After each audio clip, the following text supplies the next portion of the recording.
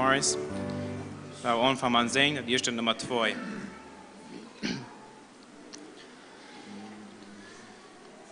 Komm, stimmet alle, jubelt ein, Gott hat uns lieb.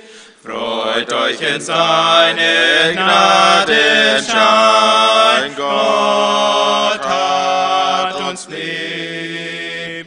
Deren Sünden schlaft erwacht, suchet, was euch nun selig macht. Hin ist die bange Todesnacht, Gott hat uns lieb. Gott hat uns lieb. Gott hat uns lieb. Gott hat uns lieb. Gott hat uns lieb. Kommt, stimmet alle, jubelt ein, Gott hat uns lieb. Kündigt den Sünden überall, Gott hat uns lieb. Kommt vom Thron ins Erdental, Gott hat uns lieb.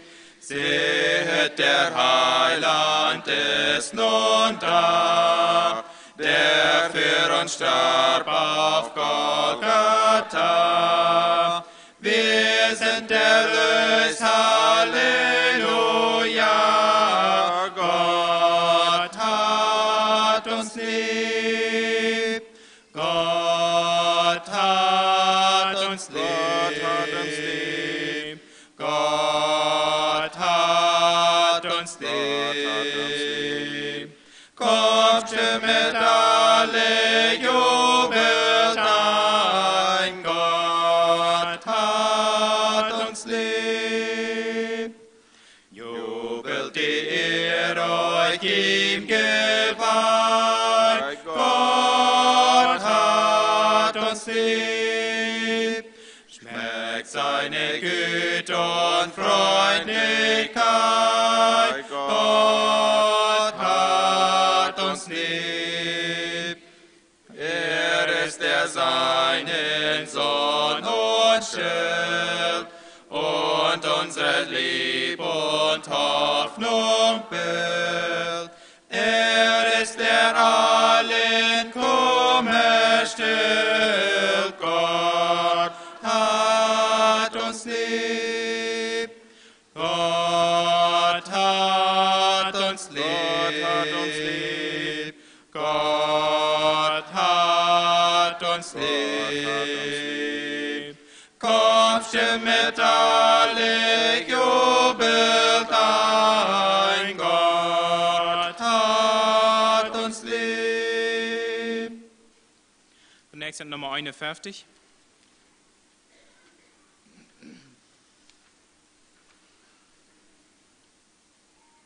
Selge Gewissheit, Jesus ist mein, nun kann es recht des Lebens mich freuen. Erbe des Himmels ewig begnügt, wie schon der Vorschmack von ich entzückt.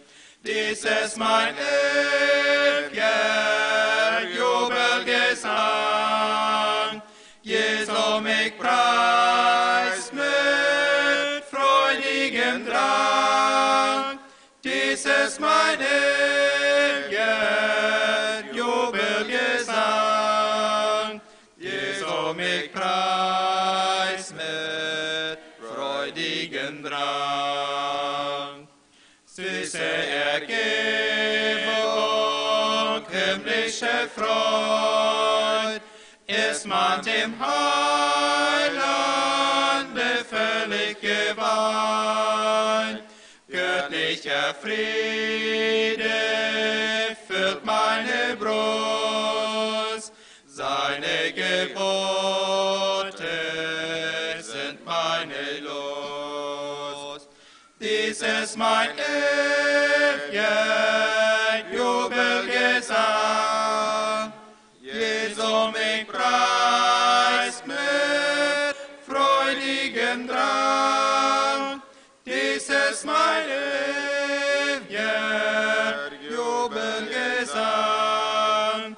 Jesu mich preist mit freudigem Drang. Seliger Friede, heilige Rast, Jesus bewahrt mich und trägt meine Last. Glücklich wird es in sicher das Sein. Jesu gehör ich, Jesus ist mein. Dies ist mein ewiger Jubelgesang. Jesu mich preist mit freudigem Drang.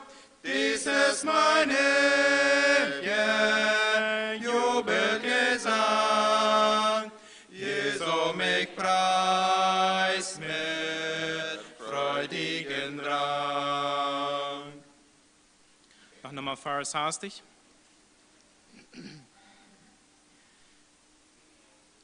Ich klopfe An zum heiligen Advent und stehe vor der Tür. So spricht der Herr, o selig wer mich kennt und eilt und öffnet mir. Ich werde nochmal mit ihm halten, ihm Gnade spenden, Licht entfalten. Ich klopfe an, ich klopfe an, ich klopfe an, da draußen ist so kalt, in dieser Winterzeit. Vom Frost der Stadt schläft rings um Feld und Wald. Die Welt ist eingeschneit, auch Menschenherzen sind gefroren. Ich stehe vor verschlossenen Toren. Ich klopfe an, ich klopfe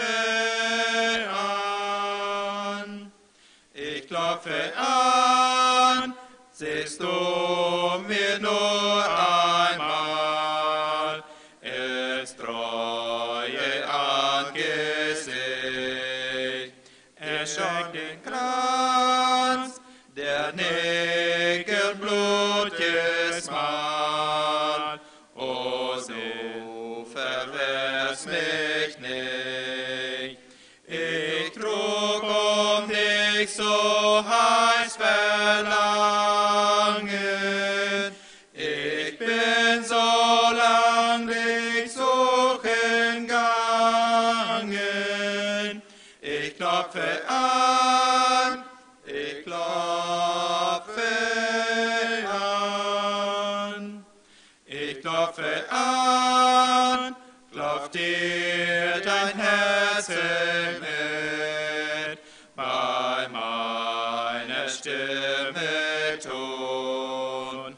Erschreck dich denn, der treusten Liebe tritt, wie ferne Donnerstron. O hör auf deines Herzens Forschen, in deiner Brust hat Gott gesprochen. Ich klopfe an, ich klopfe an, ich klopfe an, jetzt bin ich noch dein Gast und still vor deiner Tür. Einzelne wenn du hier kein Haus mehr hast, dann klopfest du bei mir. Wer hier getan nach meinem Worten, dem öffne ich dort die Friedenspforten. Ich klopfe an, ich klopfe an.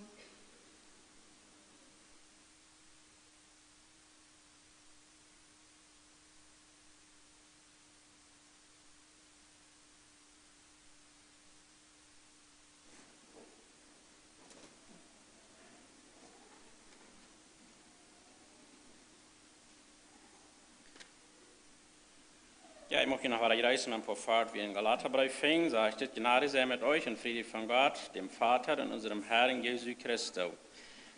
Der sich selbst für unsere Sünden gegeben hat, dass er uns errettete von dieser gegenwärtigen, argen Welt nach dem Willen Gottes und unseres Vaters, welchem sei Ehre von Ewigkeit zu Ewigkeit. Amen. So, alle herzlich willkommen zu diesem Morgen. Wir sind von der ersten Advent. Seine Titel jetzt war sich wieder, so sei wir das erste Advent von der war es. Und zu denken, dass uns Heiland geboren ist. Was es hier sagt, dass er sich selbst handgegeben hat, für uns, für die Welt, für die schlimme Welt, hat er sich handgegeben. Und nicht wie du, war er kann uns im Landloten, sein Wort, das also kann zum See sein von der des Morgen. So jeder einer herzlich willkommen und möchten wir in Frieden in uns haben und zu denken, dass uns Heiland geboren ist und abgestoßen ist. So, einmal kommen wir zum Bulletin. Seine Einleitung wird von Daniel Niefel kommen und der Predigt von Samuel Giesbrecht. Und wird wieder an von der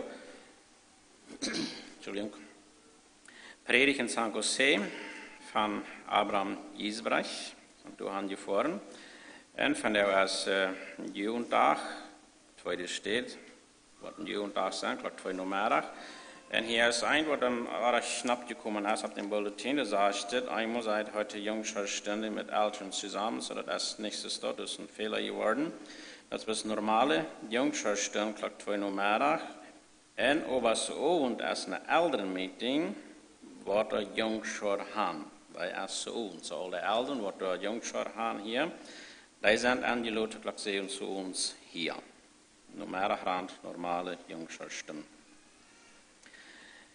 Und Montag ist Mitarbeiterkreis, zentraler Mitarbeiterkreis, zu uns. Und Mittwoch ist Neferen, Donnerstag Bibel- und Gebetsstunde, Freitag Jungschulstunde, zu uns. Und Sonntag ist Tof und rechts, 7:30. Da ran ein bisschen anders. Laatst hat wieder gesagt, dass von der ersten Städte was werden, was vielleicht getauft werden wollen. Der hat aber angestellt, so da ist nicht für die erste Städte noch geblieben. Die sind nicht geboren, wie die zweite Städte sind Zeugnisse, die wird durch, werden abgenommen worden. Das ist einer, der getauft worden, und 2 Politiker, die werden abgenommen worden. Die geben davon der Zeugnis, was hier endlich auch soll, wäre wohl getauft worden, so der hat über angestellt, so endlich hast die Antide wen boven, die taufe in je reich raamte wen nach ein paar Sinnens, aber wie die nicht geblieben, dass hier wird ein Taufhaus sein, der hat eingestellt, was dort ist, unbelangend deed. Und dann steht er noch Weihnachtsfast am 23. Dezember, so, das ist gesiert von der ersten Advent, und der 23. Plan Weihnachtsfast zu haben, mit alle Taufe in unserer Gemeinde, alle Freunde. Und ja, als Gelegenheit, freiwillig anzugeben. Und dort eint, meine Frau wünscht sich auch Partners, die würden ich mit frühes Taubwort planen, mit alles und frühes. Sie würden sich wünschen, wenn die morgen so ist, wir immer da Last haben, mit Bieten sein. Vielleicht ein paar Leute eben, was die alles einig waren. Aber wenn die morgen so ist, können hier treffen mit Frühlied, wir haben da wel mit alles frühes. Ein paar gute politische Leute antreiben, noch sehr viel, vielleicht noch Gedichte, noch sehr. Was wir einig waren, so bitte, bringt politische leider beetje met we allemaal doorhaft. Nicht genoeg zijn om je kopjes te merken. Maar ja, traf je maar zo, klok 7 zo normaal. En uitvoert te Weihnachten. En vandaar is een klokfeier, is een Einsatzorganisierung, wie de tweede steht. So, dit geht wir immer door last haben, Mut haben, in de kolonien aan te voeren, Traktaten uit te delen, met mensen contacten had, te spazieren, wat immer. We hebben ons klokfeier trafen, da wordt karten Ansprache zijn, wat dat ongeet uitvoeren, wo we dat doen. En dan hing je dat, dat we groepen organiseren. We hebben vielleicht als einer sagt, ik wil voeren, en de ander sagt, ik wil met, en de ander sagt, ik wil reden, en de ander sagt, hij wil dit, hij wil dat. Zo komt, leeft met, dat is voor jullie een gelegenheid, dat je kent. Jeder kan zich zelfs de kolonie wählen, wo die hand voeren was, steht, wo die hand voeren was, kost die zelfs wählen. Bloß, dat we dat georganiseerd hebben, en Traktaten, Bibeln, ik weet niet wat we alles antwoorden. Eigenlijk zijn wat je metnemen kan. Maar dat is al voor mannen gedacht. Zo kost het een dag weer wat er was, ook hoe han die voren was. En stonden zich dan wat mannen top 49 en voren dan Ruud en de kolonien nam. Zo traf ons klokfeier nummerig bij de tweede linie. En we gingen pas de groepen zingen. Die worden nu voeren, ze worden zich opstellen voor meer zingers, want jemand interessiert is met te voeren, te zingen bij de pas, wat we aardelijk mal een bulletin hebben, of iemand met weg voeren in de groep voor te zingen. We hebben interessiert ook als met te voeren, dat je aan Jeb Cufer, of Jeb Wijfer, of George Rampel, of aan Peter Wieler Malden. Zo is ook een gelegenheid om China dienst te doen, we hebben door interesse hebben, last hebben, moed hebben, met voeren en zingen. So, als nog wat bezit dit.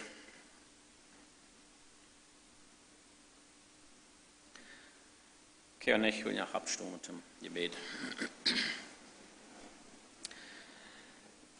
Allmächtiger, allweitender himmlischer Vater, wir danken dir für das schöne Smart, was du uns schenken ist. Auch für diesen ersten Advent sind da, wo wir daran denken, was du für uns zu tun hast, den sehen, ob du sie ihr geschickt hast, um uns zu erleisen. Herr, wir danken dir dafür. Musst du auch mit sein, durch den Heiligen Geist hier, jeder Bruder, wat er redt, zingen, zijn ook schuld. Ook alle touwheren, wie waardige touwheren komen, dat wat u van de ons te zeggen hast, omdat we kunnen erbuut worden, erkwik worden, durch die woord. En we niet bis hier allein zijn, sondern täter des Wortes, Herr, wie beten die du an, wie von uns selbst, wie schaffen dat nicht, aber Herr, du kannst uns dat geben. En wie beten du an, dat du uns dat schenken wirst. Herr, dat beten wir en danken in de naam Jesus Christus. Amen. Neem plaats.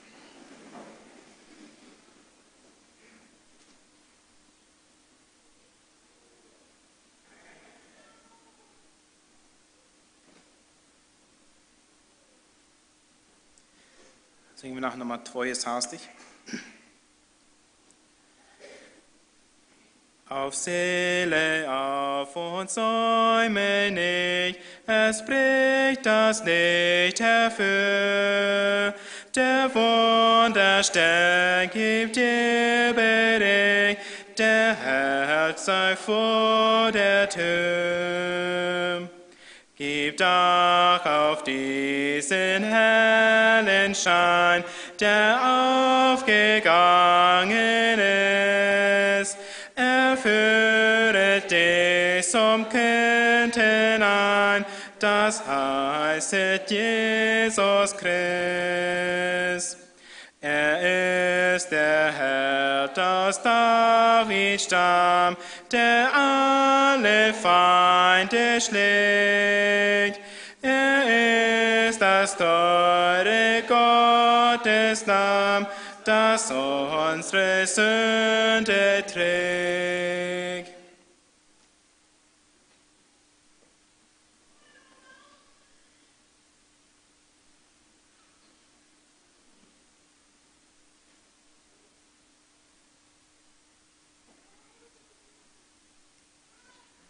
Morris, freuen wir, dass wir hier in Top sind, dass wir Top Advent feiern tun.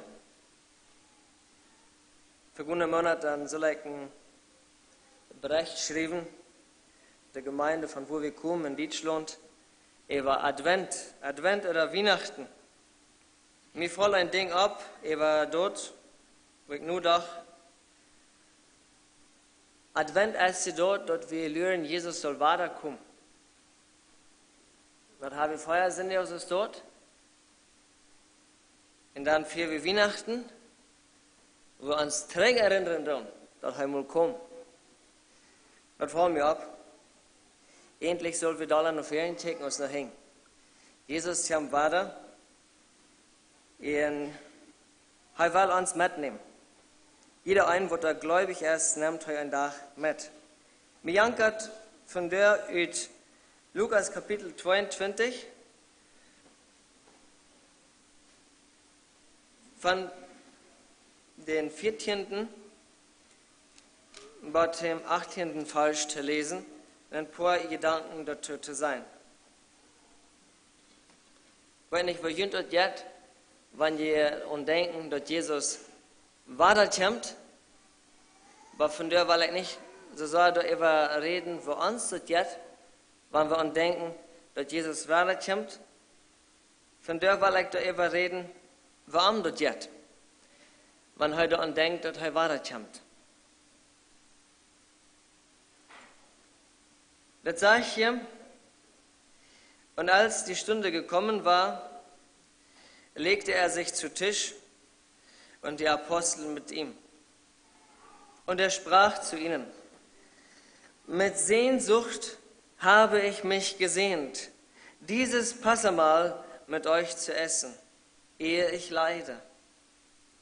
Denn ich sage euch, dass ich es gewiss nicht mehr essen werde, bis es erfüllt sein wird im Reich Gottes. Und er nahm seinen Kelch, dankte und sprach, nehmt diesen und teilt ihn unter euch aus.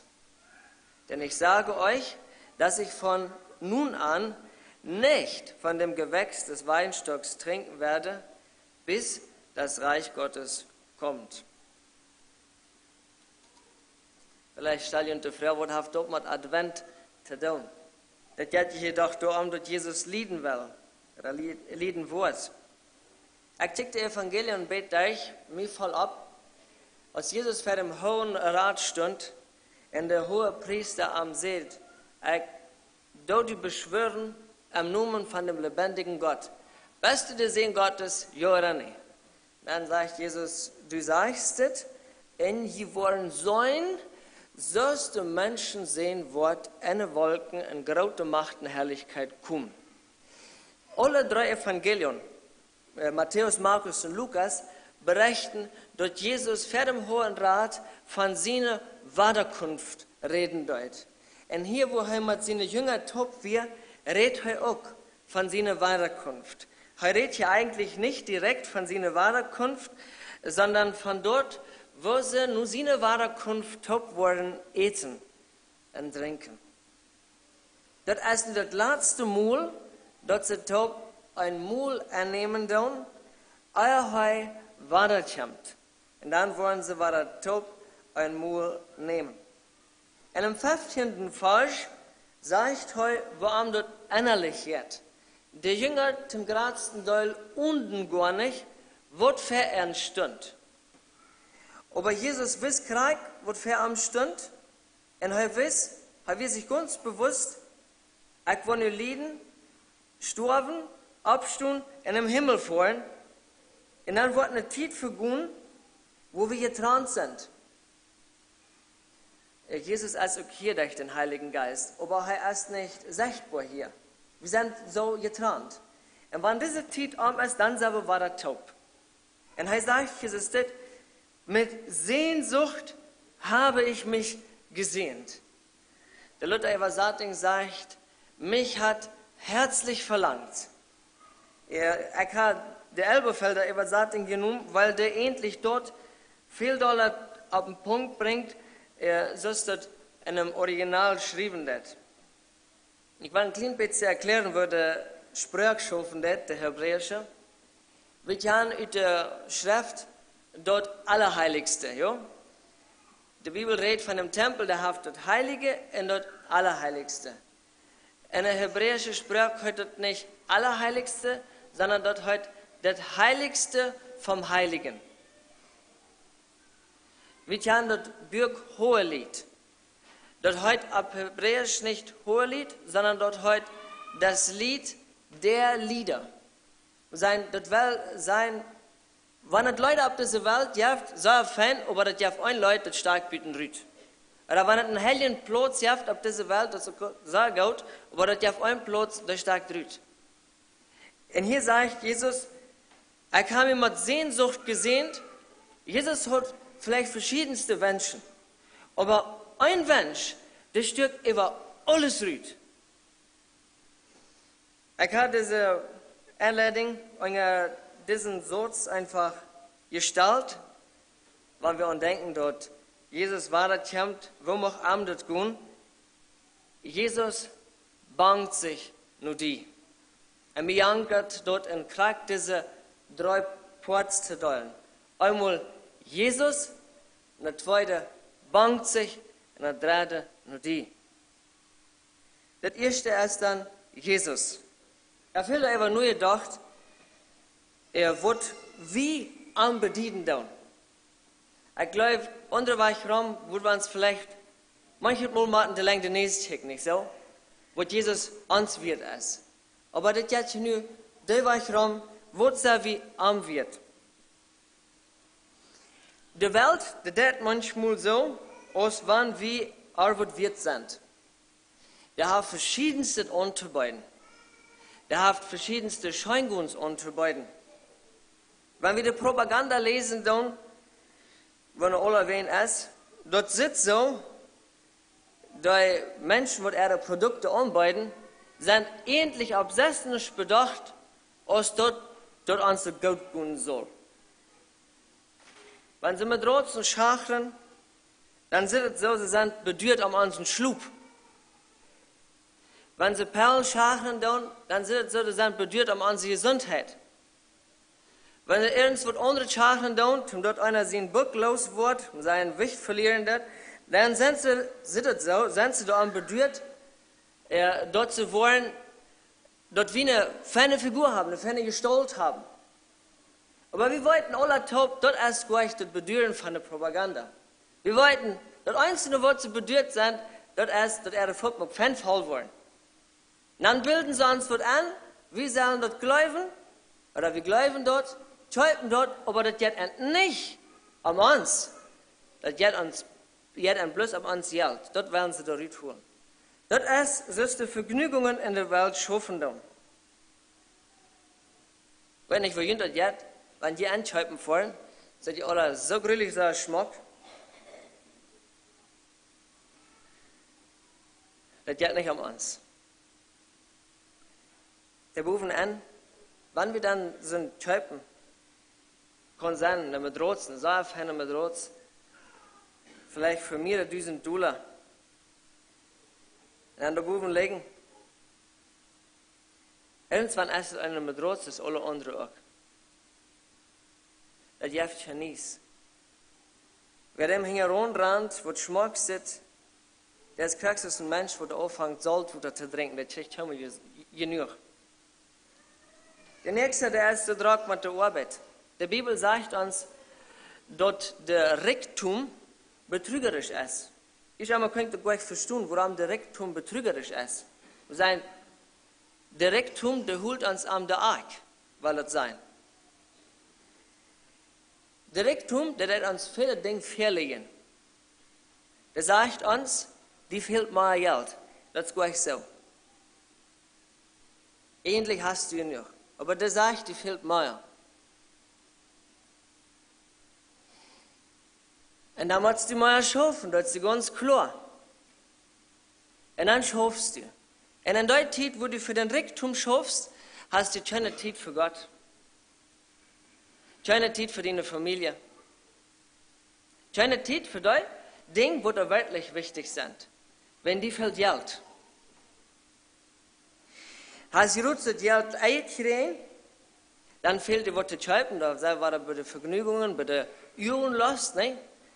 En om dat te betonen, fehlt er frisch Geld. En zo draait het rood. Dat rijktum wordt immer meer en immer meer. En de mens heeft helemaal den indruk dat hij nu genoeg heeft. Wat hij zum Sterben komt. Een antwoord dat hij niets mitnimmt. En zich de Frau stelt, wat heeft het dan alle top geschafft? Die nächsten drijvende Säulen. Man sagt, dass Säulen endlich die Hauptursache sind, woran Menschen krank worden. Die sind bekümmert. Die wollen alles in ihrer eine Hand haben. Und wenn sie einmal merken, dass sie irgendwas aus der Hand verlieren tun, dann haben sie Angst. Dann haben sie große Angst. Und was ist das mit Jesus? Jesus ist anders aus der Welt. Bei Jesus haben wir uns ganz sicher sein, dass er nicht für seine eine Volk will, dass er uns nicht jauen will, dass er uns nicht am der Eik holt, das hat er bewiesen. Das hat er bewiesen, als er sein Leben gab. Dass er dort wirklich um uns ging, nicht um sich selbst. Das zweite, was ich sagen will, ist, der bangt sich. Ich weiß nicht, wohin dort jetzt, wenn ihr darüber nur denken, dass Jesus sich nur uns bangen lässt. Er bangt sich nur uns. Mir Leute, die Gedanken, was ich gestern darüber nur denken, ich habe längere Zeit über das nur gedacht, aber gestern fallen mir das so richtig ab. Mir Leute, die Gedanken nicht doch. Bei mir wie eine Frau oder ich, bang ich mich nur an? Bang ich mich nur an? Jesus bangt sich. Jesus sagt, er hat mich mit Sehnsucht gesehnt. Er hat mich herzlich verlangt. Wenn man Jesus würde sein, du hast einen Wunsch frei. Was wünschst du dir? Weißt du, was er sich würde wünschen? Dass eigentlich überarmt sind. Das ist sein Wunsch. Jeder andere Wunsch hafte bloß gut. Oder du, oder ich. Was würden wir uns wünschen, wenn wir einen Wunsch frei haben? Würden wir uns auch wünschen, dass wir bearmt sind? Paulus sagt, das sagt mir hart zu, ich weiß nicht, was ich tun soll. Und als sagt er, würde gleich mit dem Herrn zu sein, was auch viel besser ist. Und als man das nach dem Deutsch hoffen, so fällt er sich, dann aus er schreibt, für den Herrn. Er bangt sich. Ich weiß noch, als meine früheren Ecken nicht befriedigt werden, als wir spazieren da, ich will Ruth vom Hof fahren, dann bangt ich mir war frisch. Ich muss anweihen, aber ich muss in ein Haus. Dass wir noch nicht, dass wir befriedigt werden. Das heißt, dass dir noch ein Stück, wir können das gleich auflösen, was da kommen wollen. Wir wollten noch wenn fast wie vielen wollen im Himmel. Das ist der heißt, einmal angedacht, und er kann das nicht auflösen. Er kann das nicht auflösen, was der Tag kommt, wo der Vater sagt, nu kannst du gehen, deine Brut holen. Das kann er nicht auflösen. Er bangt sich, so. Und was ja dazu sein? Mir jankert hier einen kurzen Gedanken miteinander zu nehmen, mit Johannes Kapitel 14, wo heute zu seinen Jüngern reden wird, dass er auch kurz gestorben wird.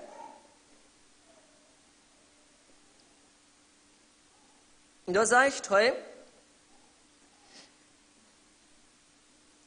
von Vers 1, aber 3, euer Herz werde nicht bestürzt. Ihr glaubt an Gott, glaubt auch an mich. Im Haus meines Vaters sind viele Wohnungen. Wenn es nicht so wäre, würde ich es euch gesagt haben.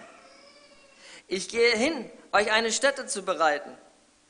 Und wenn ich hingehe und euch eine Stätte bereite, so komme ich wieder und werde euch zu mir nehmen, damit auch ihr seid, wo ich bin. Die Juden hatten das mit der Chance steht. Wenn ein junger Mann wir, der sich befrieren will, Dann möchte dort mit der jungen Früh und mit der älteren Chlor. Und wenn ein Jahr kommt, von da sieht, dann wird Futz Verlaufenes eingestellt. Futz. Dann wird Verlaufenes eingestellt. Und Verlaufenes heute, wie bei dir hier in Taub. Aber noch als die Wohnungen nicht reut, wo wir nicht tragen können, wo wir Taub wohnen können. So, der junge Mann, der ging dann ein Haus, ein Heimreut mehr. Und wenn das Haus einmal reut wird,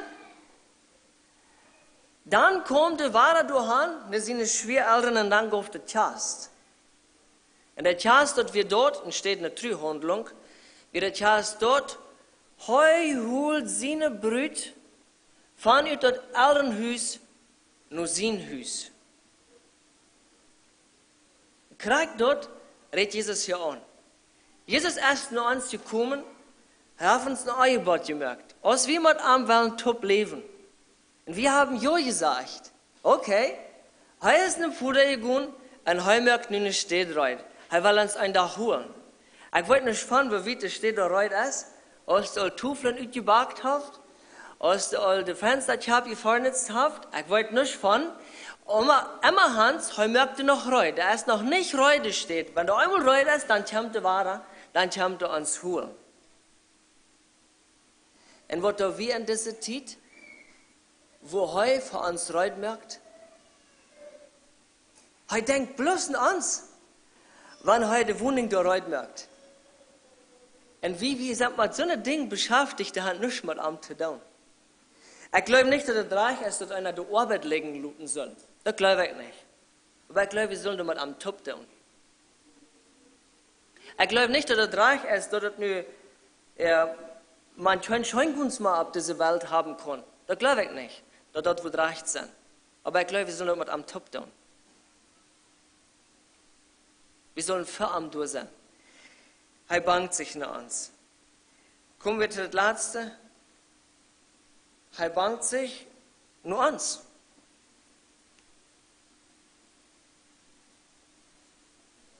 Ich weiß nicht, was das bei den Männern hier an dieser Kont aussieht. Jemand sieht wohl, die meisten Männer wissen, wonach die sich befreit haben, aber die wenigsten wissen, warum. Ich weiß nicht, ob das so arg ist bei uns. Ich hoffe nicht. Aber warum wird das nochmal? Das hat einen Warum, nicht? Hat das nicht? Das hat einen Warum. Das hat einen Warum kriegt Däumchen an. Ist nicht so? Vielleicht wird eine Sache schmecken. Vielleicht eine Sache vernünftig. Vielleicht können wir selbst nicht gleich beschreiben, was das wir, aber einmal haben es dort Post zu sein an uns. Wir wollen uns bloß unbedingt mit dem befrieren. Ich weiß das nicht, was das mit dem Einzelnen ist. Und warum bangt Jesus sich nur uns? Es ist doch uns Wort, wo uns untreigend ist. Sei wie so eine Fähne, sei wie so eine Schmocke. Bei Menschen können wir uns viel mit Schmuck abstellen, das ja. Wir können einen guten Eindruck machen. Aber heute können wir uns doch durch und durch.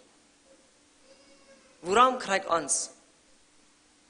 In Hesekiel Kapitel 16 fingen wir ein interessantes an, wo Gott über Jerusalem reden wird. Jerusalem, dort betickt er so, dort wir ein Baby, dort hat sich reut mir, dort seine Brut, seine Früh worden soll. Und er sagt, wo er dort klar gekriegt hat. Das sagt, das ist das. Ezekiel Kapitel 16. Ich lese von Feuer. Und was deine Geburt betrifft, an dem Tag, als du geboren wurdest, wurde deine Nabelschnur nicht abgeschnitten und du wurdest nicht mit Wasser gewaschen zur Reinigung und nicht mit Salz abgerieben und nicht in Windeln gewickelt.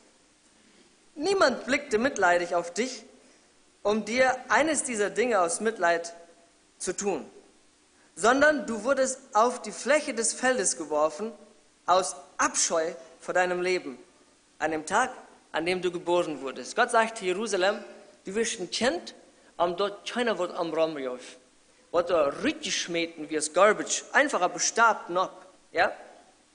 Dann sag ich heute, da ging ich an dir vorüber und sah dich in deinem Blut zappeln. Und zu dir, in deinem Blut sprach ich, bleibe leben. Ja, zu dir in deinem Blut sprach ich, bleibe leben. Was wir unter Kind, dass sich dieser hier erbarmen deit. Nisch, aber hab's nicht. Und wenn er sich bangt, auch wenn bei uns nichts Geld zu finden ist, sollen wir uns nicht auch nur anbangen, wenn er reut wird, den ersten Preis für uns zu tun, wo wir doch nichts sind. Ich hoffe, dass diese Weihnachtszeit uns noch reut merken, diese Adventszeit. Nicht bloß das Weihnachtsfest, wo wir Topkommen haben, unsere Buchs im Bett wird umdauen, Geschenke kriegen. Nee, vielmehr, dass wir reut werden auf den Tag, dass er kommt, um zu begegnen. Ich meine nicht reut in dem Sinne, dass wir noch was tun wollen, sondern dass wir uns nur am Freien tun, was Hinger Gottes. Möchte Gott ihn gut segnen.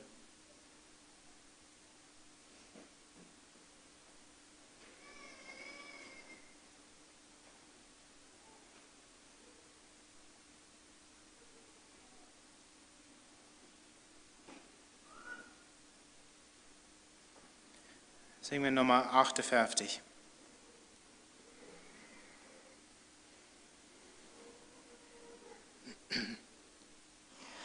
Mehr von des Heilands Lieb und Gnad, mehr von dem Heils- und Liebesrat, mehr von dem Wesen meines Herrn, mehr von dem Heiland wiss ich gern, mehr von dem Heiland, mehr von dem Heiland, mehr von der Liebe meines Herrn, mehr von dem Heiland wiss ich gern.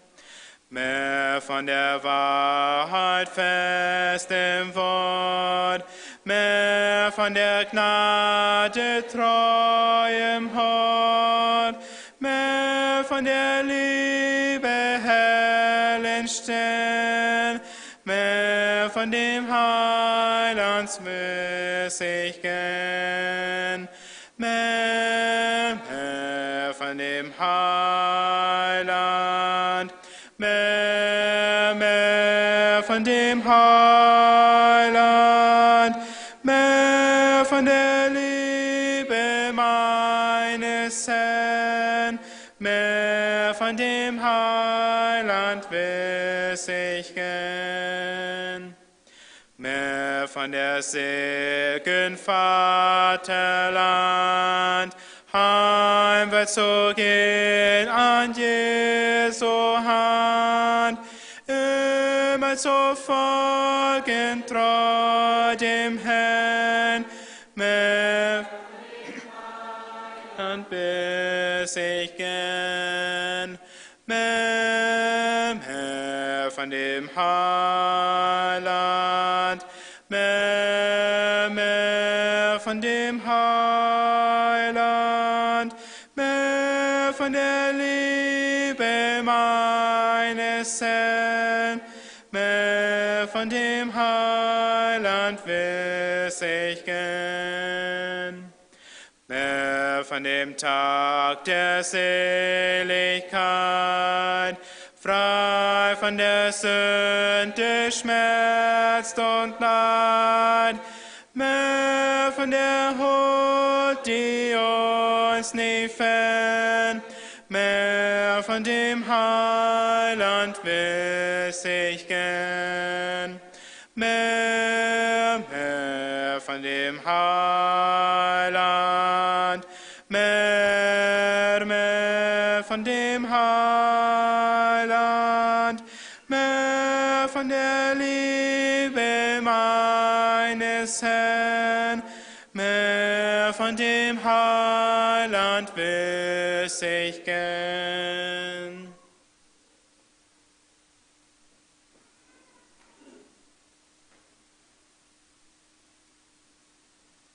Ja, ook van mijn zijde wens ik niet al lang goede morgen. Mag Gottes Frieden machen in ja uns an.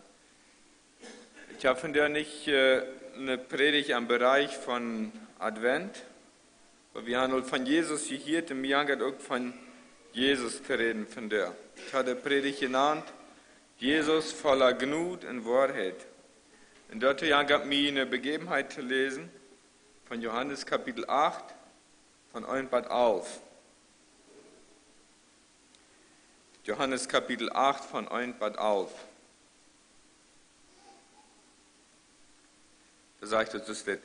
Jesus aber ging an den Ölberg und früh am Morgen kam er wieder in den Tempel. Und alles Volk kam zu ihm und er setzte sich und lehrte sie. Da brachten die Schriftgelehrten und Pharisäer eine Frau zu ihm, die beim Ehebruch ergriffen worden war, stellten sie in der Mitte und sprachen zu ihm, Meister, diese Frau ist während der Tat beim Ehebruch ergriffen worden. Im Gesetz aber hat uns Mose geboten, dass solche gesteinigt werden sollen. Was sagst du nun du? Das sagten sie aber, um ihn zu versuchen, damit sie ihn anklagen könnten. Jesus aber beugte sich nieder und schrieb mit dem Finger auf die Erde. Als sie nun fortfuhren, ihn zu fragen, richtete er sich auf und sprach zu ihnen, wer unter euch ohne Sünde ist, der werfe den ersten Stein auf sie. Und er beugte sich wiederum nieder und schrieb auf die Erde. Als sie aber das hörten, gingen sie, von ihrem Gewissen überführt, einer nach dem anderen hinaus, angefangen von den Ältesten bis zu den Geringsten. Und Jesus wurde allein gelassen und die Frau, die in der Mitte stand. Da richtete sich Jesus auf, und da er niemand sah als die Frau, sprach er zu ihr, Frau, wo sind jene deine Ankläger? Hat dich niemand verurteilt? Sie sprach, niemand, Herr. Jesus sprach zu ihr, so verurteile ich dich auch nicht. Geh hin und sündige nicht mehr. Wo neuer passiert diese Begebenheit? Wir können sehen in den Ferienausschnitt dort das Laubhüttenfest, in dem Ferienkapitel, das Laubhüttenfest wieder hier war's, und das wir nu bald ein. Und nun sind fast es das, dann geht jeder einer in ein Haus, aber Jesus, der hat kein Haus, hat nicht ein Haus. Der erste Vers, der sagt uns, dass Jesus in den Ölberg geht. Jesus, der hält sich viel an der Umgehend arm. Bethanien, wie auch dort ich bin, ein paar Kilometer von Jerusalem entfernt, da wie Lazarus, die Familie von Maria und Martha. Und da wir Jesus fördern. In der Ölberg, dort wir ungefähr 3 Kilometer von Jerusalem, wo der Wiengott ist wir. In dem Platz, da geht Jesus Hand zu gehen, zu beten. Wenn er einen anstrengenden Tag hier hat, wo er viel gedauert hat oder wo er viel hat, muss man die Schriftgelehrten und Pharisäer diskutieren. Dann geht er in das Ölberg zum Eierstiel mit Gott, mit seinem Vater zu reden, zu beten und nie Kraft zu kriegen für seinen Dienst. In Lukas, da lesen wir in 22,39, dort seine Gewahrheit wird. Dort sagt er, und er ging hinaus und begab sich nach seiner Gewohnheit an den Ölberg. Also wir sollen Jesus nur das Fass, was er war, für jeden in den Ölberg. Und dann sage ich uns der zweite falsch, tidig zum Morgens, Jenchoi war da in den Tempel. Jesus wie uns hier ein Vorbild, dass er tidig abstund, bei Jench und fang an, sein Dienst zu tun. Wir sollen hier, dass da nu, sag ich dort, dass alles falsch, das kommt der Arm. Warum kommt das falsch so tidig all, um Jesus unterhielen? Endlich, wenn die meisten Menschen nur so ein langes Phases dort erstmal wollen, utschlupen, sich mit Freben, aber wahrscheinlich haben sie dich, das feine Fass, was da was wie das Freudenfest, was immer, wird er geistlicher Darst nicht gestaltet. Sie will nicht so, sie haben nicht Frieden am Horten. Und das den nächsten Tag abwirken, dann fühlen sie sich immer noch ladig und darstig am Jässlichen. Sie haben von Jesus der Einladung hier in Kapitel 37, 38, wo das sagt, wenn jemand dürstet, der komme zu mir und trinke. Wer an mich glaubt, wie die Schrift sagt, aus seinem Leib werden Ströme lebendigen Wassers fließen. Jesus hat ein eingelud, kommt ne mir. Wenn der da ist, der kann ne mir kommen von dem Leben, der Wunder trinken. Und in das senden die Menschen sich die Jahre Zeit. Und sie wollen mehr von seiner Gnut, von seiner Läuf, von seiner Wahrheit wollten. du wirst heim so tätig zum Morgens Jesus hier unterheuchen. Nur so ein langes Fast, wo Jesus auch mit Bibel war, da wo Jesus konnte sagen, ich habe mir eine Pause verdient, er will erst ein bisschen freben. Aber wenn Jesus an diese Menschen da, wird er so darstig wählen, wird er ewig verloren gehen, so wählen, dann kann Jesus nicht. Er muss mit einem brennenden Wort zu Gott beten, Kraft von am Tirin, und tätig zum Morgens war er durchgegangen, wahrscheinlich in der Halle Salomos, eine wenn Vorhöfe vom Tempel gehen, um wieder mit den Menschen zu reden und zu lehren. Wir sollen hier betrügen und wir Hanjeeft Jesus die Arbeit sind uns hier erfahren deuten. Jesus, der läuft die Menschen. Heute haben die dann so leben, als was Gott es will. Du wirst jeder einmal warten in den Tempel und redet diese Menschen und lehrt ihnen, wer einmal dort kommt. Da werden viele Menschen, das wird da richtig ein, sie wollen vielleicht ein bisschen haben muss drängeln und sie wollen heuchen, was Jesus irgendwo lehren. Das sagt doch, alles Volk kam zu ihm. Wir sollen das auch bei der Speisung von der Feuerdüsen oder von der 5000, da so viele Menschen töp gekommen werden. Und warum kommen da so viele Menschen töp? Ich denke, wenn Jesus so ein wunderbarer Mensch, wie so eine wunderbare Person, wie so voll Geduld, voll Läuf, voll Weisheit, Sanftmütigkeit, demütig, Mitgefühl für die Menschen. Und all diese Charaktereigenschaften, die Jesus hier hat, die luden sich ähnlich an 12 wir töpfurten. Und dort ist genug in Wahrheit. Das wird Jesus wir. In Johannes 1, Vers 14, da lesen wir, und das Wort wurde Fleisch und wohnte unter uns, und wir sahen seine Herrlichkeit, eine Herrlichkeit als des Eingeborenen vom Vater, voller Gnade und Wahrheit. Da sagt es heute, voll Gnut und voll Wahrheit. Und das, wie dort, wird die Menschen untreuen deuten, das, wird die Menschen sich sehen deuten, kreuz es die Menschen von der sich auch nicht dort sehen. Sie wollen diese Läufe, diese Barmherzigkeit von Jesus haben. Und kreuz an diese Gnut und Wahrheit geht dort von der eine Predigt. Die dritte, bei den 5. Vers, ich mit zu lesen, was da wieder passiert. Da sagt dort, sie brachen die schriftgelehrten Pharisäer eine frühe Arme und die wurden sie bei einem Ehebruch ergriffen und stahlen sie einen Mann an. Und dann sagt dort, und sprachen zu ihm, Meister, diese Frau ist während der Tat beim Ehebruch ergriffen worden. Im Gesetz aber hat uns Mose geboten, dass solche gesteinigt werden sollen. Was sagst du nun? Das sind alle Römer, Pharisäer, Schriftgelehrte, wahrscheinlich alle aus Jesus, soll seine Autorität ist von dem Volk Israel so zu sein und soll bringen ab uns das zufriedene Jesus. Jesus wie jener aus soll, sie kommen mit der Frage, was sagst du nun? Was sagst du dazu? Weil wir von der ersten Tag eine Welt kennen, da, wo wir kann sein Ehebruch als sind, wo da viel passieren wird, wo da vielleicht für Wasser meist normal ist, da ja wird kein gerötet abreden, nicht da ever, passiert Vierten. Über dann, zu jener Zeit, wird der Ehebruch unglaublich so schlimm. In 3. Mose 20, Vers 10, da sagt dort, dass die Beten machen sterben, die alle Beten machen des Todes sterben. Und dort wird die Situation von dieser Früh. Sie hat eine unglaublich schlimme Sünde begonnen. Sie hat eine Todsünde begonnen. Dort wird ein Tod verdient. Wie eine Sünde, wo da einfach so schlimm wird die eine Zeit. Und man wendet ja wie die Früh von der viel legen. Vielleicht mit ihr es wer da so schlimm sündig haft, wo einer will sagen, mit denen hat kein Mitglied für die Struf, der soll auch sterben, der haftet verdient. Vielleicht ihr ist ein Terrorist, wird der Haft in den Menschen abgebombt und wird aber selbst mal leben, als der Feind gekommen mit der Raum geschoten haft, da würde wir sagen, ja, der haftet verdient, der haftet Todesstrafe, haftet verdient. Und so eine Sünder wie diese Frühtheanität, der hat es verdient. Wir sollen diese Früh wie eine ganz, ganz schlimme Sündertheanität. Wenn wir an uns gehen und uns Frage stellen, mit wem an dieser Geschichte kann ich mir am besten verlegen? Welche Person beschreibt am besten mein Leben? Jesus, der Pharisäer, diese Früh, oder das Volk, wo daran wir? Wer von diesen Posten mich? Wer von denen wird ich gern sein? Interessant ist, dass die Bibel uns eine so klare und erstaunliche Antwort dazu gibt. Die Bibel sagt uns nämlich, dass wir alle von Geburt an eine Situation von dieser Früh sind. Diese Früh, die hat am geistlichen Sinn auch ihr Leben ganz verloren. Sie wird hier eine Zeit, da wird die Todesstrafe müssen erleiden, die galten dafür, dass sie auch von Gott verflucht werden. Total dafür, sie werden von Gott verflucht und verdammt. Und so haben das ewige Leben einfach verloren. Und gerade an der Situation, stu wie von der. Die Menschen, wie haben gesündigt. Dort sagt uns die Bibel, in einmal war da, sagt uns die Bibel, dass wir Sünder sind, dort wie sündig sind. Und Tidia da Luther kam von jeder ein ist, wo eine Sünde, dann eine Verfehlung, evadel oder wird offenbar.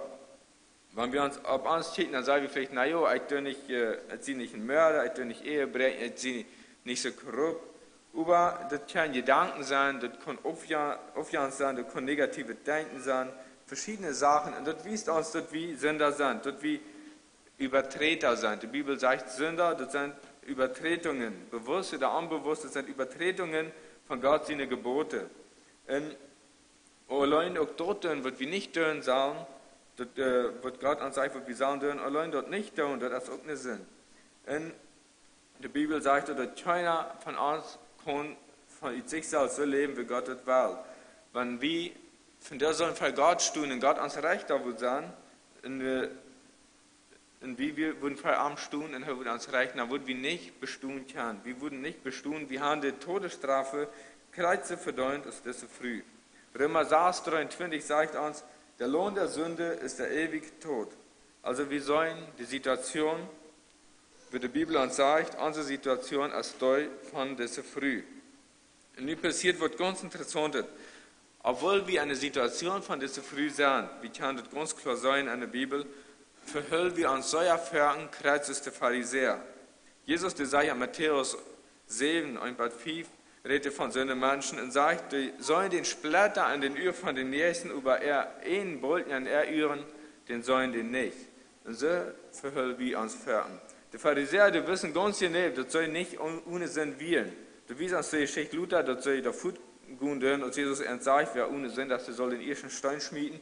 Sie wollen auch ganz genau, dass sie Sünder sind, über die Friede, wie noch viel schlimmer als soll.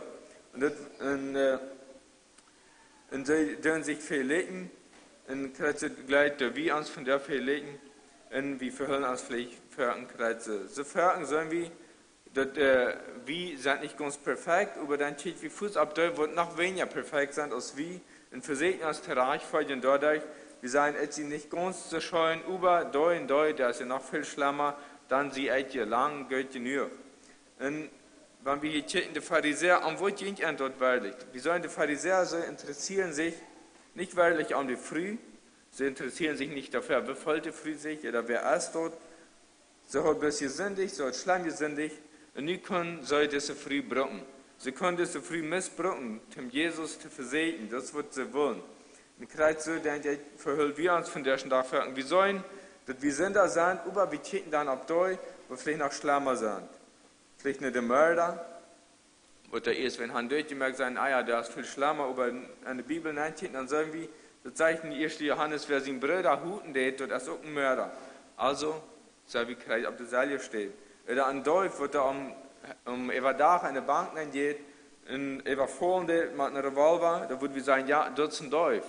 Aber checken wir mal auf uns, wo haben wir es, was wir holen soll, betulen, nicht betult, ob das eine Schuld oder Tag sein, oder es wird anderes. Sei wir da nicht auch Dolf? In Kreuz sollen wir sind in einer Situation von der Früh und verhüllen uns überführen, Kreuz ist der Pharisäer, wir checken aber andere. Die Pharisäer, die stellen Jesus hier eine Frau mal ein Ziel, sie wollen Jesus verklären, sie wollen ihn versegnen. Ging das nicht wirklich um die Frau, dass sie wollen eine Antwort dafür haben, oder sie seien hier am Meister, dass wir eine gute Unrede, aber dass wir bis zum Blömen wollen. Sie wollen von Jesus endlich nicht wollten. Ging dort nicht darum viel zu wollten, oder mehr von der Gesetz Mose zu wollten. Wie würden kann sein von der Art, das erscheint die Pharisäer, die wollen biblisch sein, sie wollen die Bibel handeln, sie haben das Alte Testament, wollen nicht biblisch sein. Wie würden kann sein, ja, das ist fein. Aber das ist nicht, was sie wollen. Sie wollen nicht biblisch sein. Wenn die würden biblisch haben wollen sein, dann würden sie nicht bis zu früh mitgebracht haben, dann würden sie auch den Mond mitgebracht. Wenn 3. Mose 20 sagt uns dort, sie sagen, alle Bett sterben. Und wenn er dort, ging dort nicht um das Gesetz zu komplieren, wenn sie dort haben wollen, dann würden sie Fuß sein, in der Stadt richtig gut machen, früh, würden die gesteinigt haben, wenn sie holen, dort Gesetz, sie wissen das ganz klar, was das Gesetz sieht.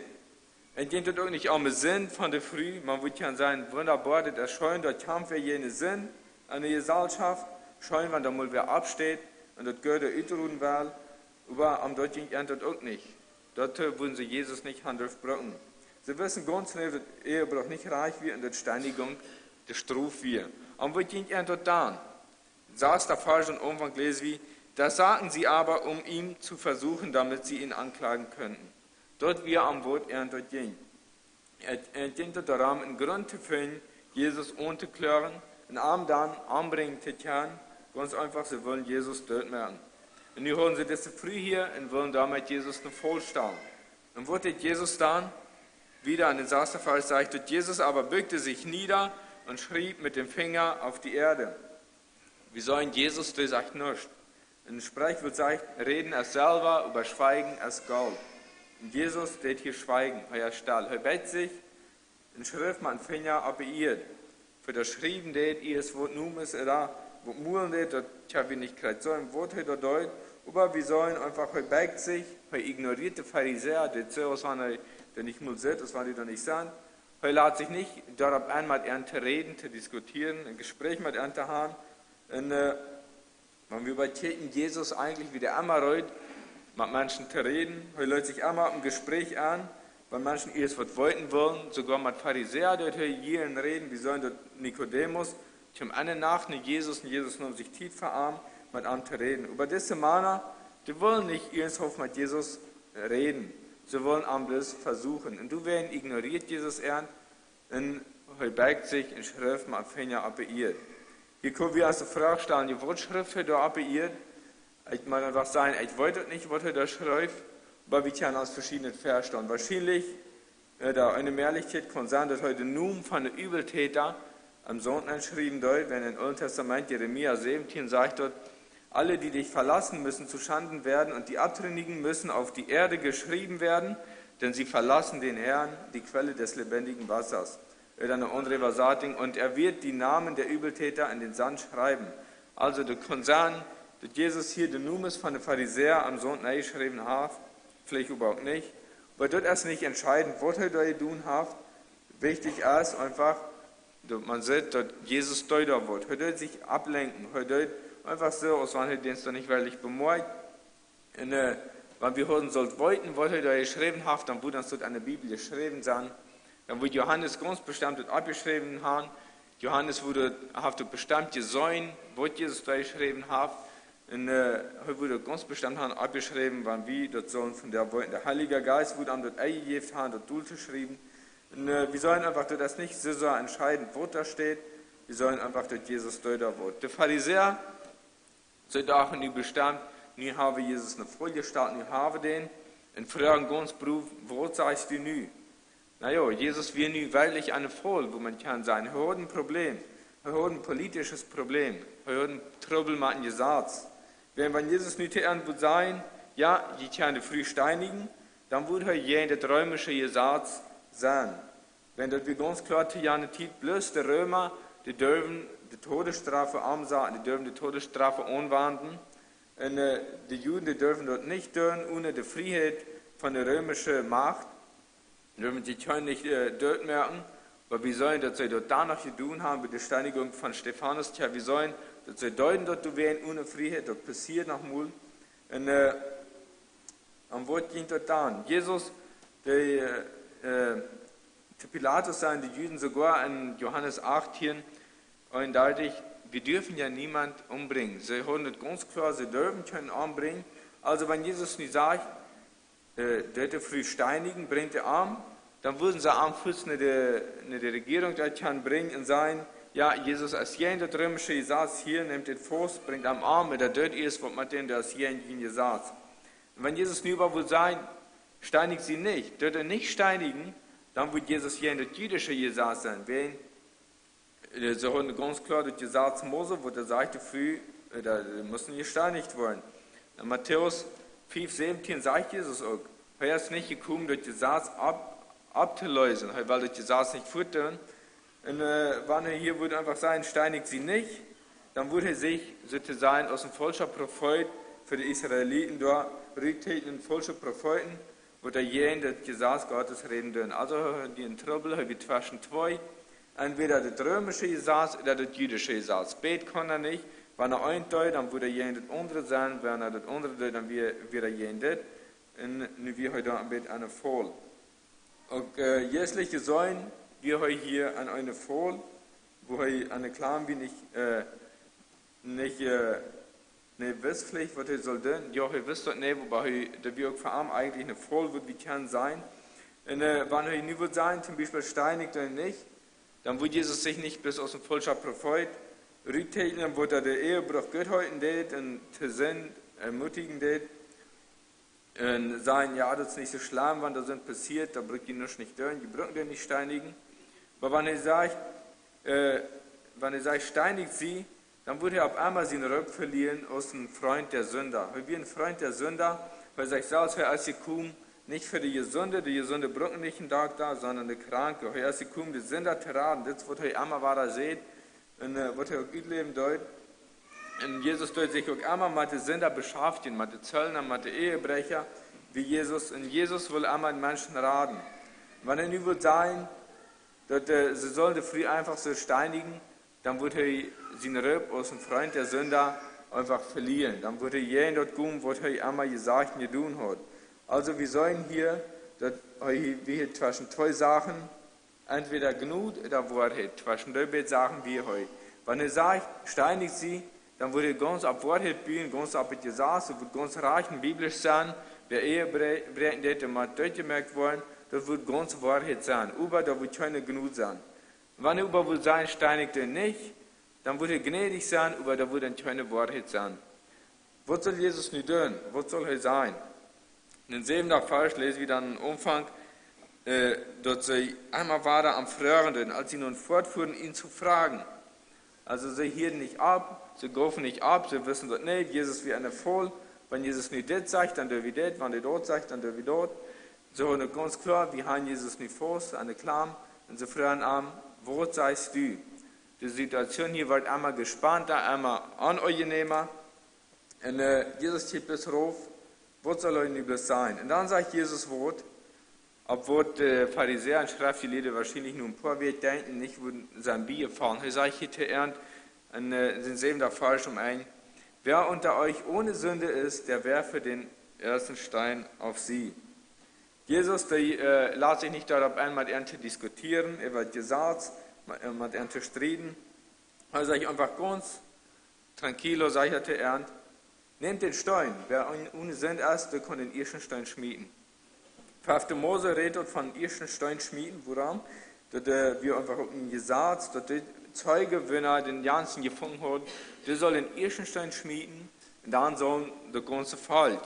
Aber Jesus sagt hier, der, wer ohne Sünde ist, der soll den ersten Stein schmieden. Dann lesen wir in den 8. Vers, und er beugte sich wiederum nieder und schrieb auf die Erde. Jesus, der beugt sich war rauf, doch war das nicht so unangenehm als für die Pharisäer, er beugt sich rauf, steht war eine Ohren und Schrift war da auf ihr. Das ist hier unglaublich weise, was Jesus hier tut. Heute verschärft das Problem von sich weich, von der Früh weich, ob der Ankläger, der wird ein verklären, die Schrift der Trouble, ob der Pharisäer nach. Nicht mal der Früh, nicht mal Jesus ist ein Zentrum, sondern der Pharisäer. Der mag nie entscheiden, sie hat ohne sind oder sie hat nicht ohne sind. Wenn er den ersten Stein schmiedet, dann seien die alle Familie, als sie ohne sind. Jesus sagt damit, ähnlich zu Ernst, auch die haben gesündigt. Für Gott sei ihr Kreuze schuldig, wird es so früh. Wort weil ihr das so früh verdammt, weil eine Kreuze für Gründe jaft, dient zu verdammen. Wahrscheinlich liegt er daran, deutlich zu merken, wird er in Johannes 3 sagt, Gott hat seinen Sohn nicht in die Welt gesandt, damit er die Welt richte, sondern dass die Welt durch ihn gerettet werde. Jesus, der will Menschen raten. Jesus, wie es dort, heute startet Sünder nicht von sich, sondern heute nahm der ab. Nee, in der Falsch sollen wir dann, was sie das hierden, dann verleuten sie. Von ihrem Gewissen überführt, einer nach den anderen. Da wir mal ein Lehrer, der hat eine Schillersche Biene Leines gereben, oder gefangen. Da hat er erst da was verloren. Und nie sagt er, das für die ganze Klasse, was da passiert ist, und wir was passiert sind, und sage ich aber nicht den Namen. Und dann um einen sagt er dann, so, nun soll die alle jeden sie dich untäten, und dann soll die mir sagen, wer der Jansi ist, wer das getan hat. Täten sie sich rahmen, die kleine Marie, was das getan hat, seid ihr ganz verschämt drauf und wird ganz rot. Und dann brüllen sie alle, ja, das ist Marie, das ist Marie, was da gelernt hat, oder was einmal dort begonnen, was da passiert wird. Und alle ganz spät stehen sie ab allen, wiesen ab allen. Dann sagt der Lehrer, okay, gut. Wer von ihnen nach 2 Millionen Lehren haft, der kann Marie hier Ferien mitbringen, zum dort dann strufen da. Dann überbleiben sie rein alle Sachen, wenn sie wissen, sie hatten auch alle gelernt. Und so gehen gleich die Pharisäer dort hier, auch so werden beschämt von ihr Gewissen überführt, gehen sie fort, sie wissen, dort soll wir ein Kreuzes zu früh. Die Pharisäer verhüllen sich hier, wo man kann sagen, einmal ein Leben wenigstens vernünftig, und nur, dort wird ja nur sie stunden ab in jeden Weg.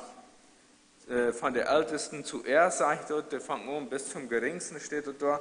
Also, da wird dort anleden, da die Geistliche, da anleden, da jeden dort das erste Weg, sie merken den ersten Schritt, ich denke, dass wir ein gutes Bild, was sie hier das mal wiesen deuten. Interessant, also, keiner von ihnen, der hier in Anstalten zu Jesus sagt, hey, das geht ja nicht am Ans, wo dreht sie uns hier an?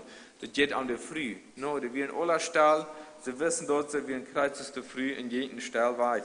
Ja, da sind wir eher bewusst geworden. Römer 3,23 sagt, denn darin sind die Menschen gleich, alle sind Sünder und haben nichts aufzuweisen, was Gott gefallen könnte. Wir sind alle gelegt vor Gott und wir haben nichts gehört abzuweisen, sagt er dort. Das Gewassen dort plören ernt. Und wenn das Gewassen uns plören geht, das haben vielleicht viel verkehrter Vers, was wir uns das wünschen, dann soll wir das Gewassen nicht verdrängen oder das leugnen. Das ist mal ein griechischer Mon, Polybios, der sagt, es ist kein Zeuge so fürchterlich, kein Ankläger so schrecklich, wie das Gewissen, das im Herzen eines jeden Menschen wohnt. Der sagt, da ist kein Zeuge so fürchterlich, und keiner wird in so schrecklich unklaren, wird das Gewissen, wird da in jeder Menschen sein Hort wohnt. Und dort sind wir hier bei den Pharisäern, und hat das Gewissen geplagt und sie gehen einfach davon. Also wir sollen von Jesus dort mit dieser Antwort ganz voll genug und voll Wahrheit ist. Voll Wahrheit werden, weil unerkannte unklar, weil unerkannt dort, wo das gesagt sagt, weil sagt, das ist richtig, das ist früh der Haft in dort verdient, und sagt über, wer von ihnen ohne Sinn ist, der darf den ersten Stein schmieden. In der Thessalien sagt Jesus über auch, und er ist ganz voll genug und sagt, keiner von ihnen darf den ersten Stein schmieden. Dort wie Jesus ihnen genug. Keiner darf den Stein schmieden. Der früh, der soll leben bleiben. Bis Jesus, wo der Einzige sagen wird, der darf den Stein schmieden, aber all der anderen nicht. Und dann habe ich ganz gnädig und sage, Taal, so verurteile ich dich auch nicht, geh hin. Jesus ist voller Genug und voller Wahrheit. Was meint das von der für uns, die Wahrheit zum Beispiel? Wir leben von der in einer Zeit, wo almost wenig Wahrheit jaft. Die Menschen, die sagen, ja, jeder einer darf sein Glauben haben, Hauptsache, das stimmt für jeder einer haftet Rechte, das ist kein Trouble. Dort ist die Wahrheit von der Tag aus, aber das ist nicht Wahrheit. Und auch in anderen Lebensbereichen sollen wir doch, dass die Welt viel mit Wahrheit doch zu tun hat. Zum Beispiel, wenn wir auf groß fahren, wir fahren ohne Rechte kommt, wenn das ist und das lohnt die Wahrheit, einfach, man fährt ohne Rechte kommt. Wenn dann einer nicht an die Wahrheit glaubt, fährt einfach auf Belinke kommt, dann kann er was Schlamm mitgeben. Da wenn es dreht oder geräumt dachen geht, dann wollt wie, wenn es geräumt wird, ich wollte gerne was an die Wahrheit glauben von der Dreht liegen, wird er stumm bleiben, und dann kann ich mich frei fallen zu fahren. Also das ist die Wahrheit und dort glaube ich. Aber was den Glauben angeht, die Religion, da ist es für einen ganz anders. Von der Tag geht viele Menschen dort nicht mal so an die Wahrheit, besonders bei jüngeren Menschen kommt die Pferden darauf an, dass die sehr ab ihr Fehler binden. Bis dort, wo der Spuß merkt, bis dort, obwohl ich Last habe, wenn ich Last habe, Bibel zu lesen, dann brauche ich das auch nicht, da kann ich dann auch morgen tun. Aber bloß noch tun, wo das Gefühl nicht mitmerkt, wo das Gefühl nicht dabei ist. Und wenn ich von der nicht Last habe, eine Gebetsstunde zu gehen, dann bleibe ich einfach dann tüß, ich kann ja mir die Freiheit nehmen. Und so sind die Fehler fördern. Die Fehler sind nicht unwichtig, aber ich darf noch andere Sachen, die da wichtig sind. Die Wahlen, wir haben Wahlen und wir haben Denken. Und wenn wir uns Wahlen und uns denken, dann uns die Voll sagt, so, nicht das, wenn das richtig ist, auch wenn du nicht los hast, dann soll wir dort tun, wir sollen gucken, was es recht zu tun und dort tun. Und alle Glaubensrichtungen in Religion jaffen bloß eine Wahrheit. Und dort ist Jesus. Jesus sagt, es ist die Wahrheit. Er sagt, es ist die Wahrheit in das Leben. Keiner hat einen Bruder aus bloß durch mich. Ohne mich sei ich ewig verloren. Dort ist Jesus, und von der Tag wir uns eine Entscheidung treffen, Es kann sein, ich glaube dort oder ich glaube dort nicht. Dort ist uns reich. Wie kann das sein? Aber wie kann nicht sein, dass Jesus als Vermieter uns ja weich, aber ich darf noch einen anderen Weg. Das schafft nicht. Wir haben bloß Jesus als der Weg. Eine Sache kann nicht zur selben Zeit eine Sache sein und eine Sache nicht sein. In A, das kann nicht theoretisch in A und nicht in A sein, wenn da wo dann ein Widerspruch sein. Das wollen wir alle, das ist ganz logisch. Und den da kann nicht theoretisch Sport und nicht Sport sein, das schafft nicht. Aber in den kann Sport und Witz sein, das schafft, das ist ein Gegenteil. Und gerade da passiert hier, wenn wir sagen, Jesus die beste einzige Wahrheit, dann können wir nicht noch sagen, dass unsere Glaubens, unsere Religion, wird einmal auch okay sein. Wenn wir irgendwo hinreisen, dann können wir nicht täglich und voll verschiedene Plätze ankommen, ganz an den Nordpol und den Südpol, das schafft nicht. Aber viele Menschen, die verhören sich so, zu sagen, ey, gut, dann war ich mit Jesus, aber täglich lebe ich noch eine Welt, no, das schafft nicht. Entscheiden muss sich jeder einer, ist Jesus die Wahrheit, das Leben und der Weg für mich, ja oder nein. Wenn ich sage, Jesus ist die Wahrheit, dann sage ich auch, dass all das, was Jesus gesagt hat, das ist Wahrheit. Alles, was in der Bibel steht, das ist für mich Wahrheit. Und es steht Gottes Wahrheit im Wort, wo wir ihn wählen. Und dann teilt nicht dort, was ich denke, dass sei, was richtig ist, sondern dort, was die Bibel sagt. Auch für den Gemeindebau ist es, denke ich, wichtig. Viele würden sagen, ja, ich einmal wieder zu der Bibel, wie ich einmal geschrieben, von der ist es anders, noch die Bibel, der ist von der nach Kreuz aktuell, aus dann. Und wir sollen uns dann nur richten. Dann die Gnut. Was ist die Gnut? Die Gnut ist ein wichtiger Begriff in der Bibel, wird von der viel gebraucht wird, aber eigentlich, wenn wir checken, Jesus da hat, das wird, glaube ich, nicht gebraucht, das Wort Gnut, oder wenigstens wenig. Und über ein Wort viel gesagt, das heute voll Gnut wir. Und Gnut ist einer von den wichtigsten Begriffen in der Bibel, wo man kann sagen, und das ist wichtig zu sagen, was ist Gnut. Gnut, das meint für uns, ich würde haben den Tod verdient, aber da ist ein anderer, der ist für mich gestorben, damit dort ein Leben kann. Wir haben alle den Tod verdient. Kreiden den, wer wir sind, als wie der Präsident sind, als wie der König sind, als wie der Papa sind, der Papst, als wie Hitler sind. Wer immer wir sind, wir haben alle den Tod verdient. Und du weißt, weil Gott, der Jesus Christus Mensch, er lebt ohne Sünde und starb ohne Schuld am Kreuz, nahm den Tod ab sich und ist abgestunden und lebt. Und nun beut Jesus uns in Schacher an. Er beut uns in Handel an, in Tisch, da wir täuschen können. Jesus sagt zu uns, ich gebe die ewige Leben, ich gebe die Gerechtigkeit, ich gebe die Heiligkeit, aber du musst mir dafür deine Sünden geben, deine Unheiligkeit, deine Unreinigkeit, deine Ungerechtigkeit, das sollst du mir dahin geben. Wir uns selbst, wir können nur stellen, wir denken vielleicht, wir haben Gott in Gefallen getan, wenn wir uns bekehrt haben, wobei Gott der ganze als wir darauf gekommen ist, nach uns vom Himmel rauf, und wir können da nichts tun. Diese Gnut, wobei haben wir alle belebt. Und wenn wir diese Gnut belebt haben, dann meint es für uns, dass wir auch sagen, andere Menschen gegenüber gnädig sind. Das ist die Auswirkung, die die Gnut hat. Petrus, der früher Jesus einmal wirken, heute seinen Bruder vergeben soll. Jesus sagte ihm, Jesus, 770 den Bruder vergeben. Kreiden denn, wenn das die Selje sind, selber Tag ist, und dort ist genug. Ich vergebe den anderen dort. Irgendwann dort nicht logisch ist, irgendwann dort für uns menschliche doch nicht Post, nicht klug ist. Der andere hat die Strafe verdient, er ist schuldig. Logisch ist das nicht, aber ich gebe ihm die Gnut, ich vergebe ihm dort. Und dort ist, was Jesus mit uns zu tun hat. Weil wir uns gnädig und nicht ja wie auch andere Menschen gnädig sind. Der Tier da auf der Faust sagt dort, da richtete sich Jesus auf, und da er niemand sah als die Frau, sprach er zu ihr, Frau, wo sind jene deine Ankläger? Hat dich niemand verurteilt? Sie sprach niemand her. Jesus sprach zu ihr, so verurteile ich dich auch nicht. Geh hin und sündige nicht mehr. Diese Friede, wo han konnte, einfach futgun. Aus den Menschen alle futbieren, das sagt Jesus da, der Friede, wo han konnte, einfach abstunden und futgun, aber so bleibt da. Jesus fragt, habt ihr keiner verurteilt, so sagt keiner halt. Aber nicht so nach dem Wort gesagt. Wir können nicht sagen, dass sie erst ein Wort gesagt haben, nur das erste Mal Jesus fragt, aber so sagt keiner halt. Keiner hat alle verurteilt. Und dann sagt Jesus hier eine dreifache Aussage, sage ich hier 3 Sachen. Das erste sagt heute, so verurteile oder verdamme ich dich auch nicht. Heute verjährt all hier die Sünden. Heute ist total gnädig für diese Früh. Und das soll's Tavi von der auch für uns hielten. Dass Jesus für uns sagt, ich verurteile die nicht, weil wir unsere Sünden tun. Wir sind Völker dazu geneigt, dass wir unsere Sünden waren töten oder verstorben, bis auf unsere Kirchen, wo der schlimmer sind. Aber wenn wir ehrlich sind, unsere Sünden vergeben, dann sagt Jesus von der auch zu uns, ich verurteile die nicht, ich verdomme die nicht, Jesus verjährt uns die Sünden.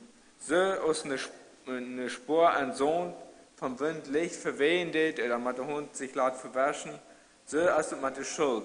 Wenn Jesus das vergeben dann ist der weich, das für immer weich. Da bleibt nur nicht von der Ölle Schuld über.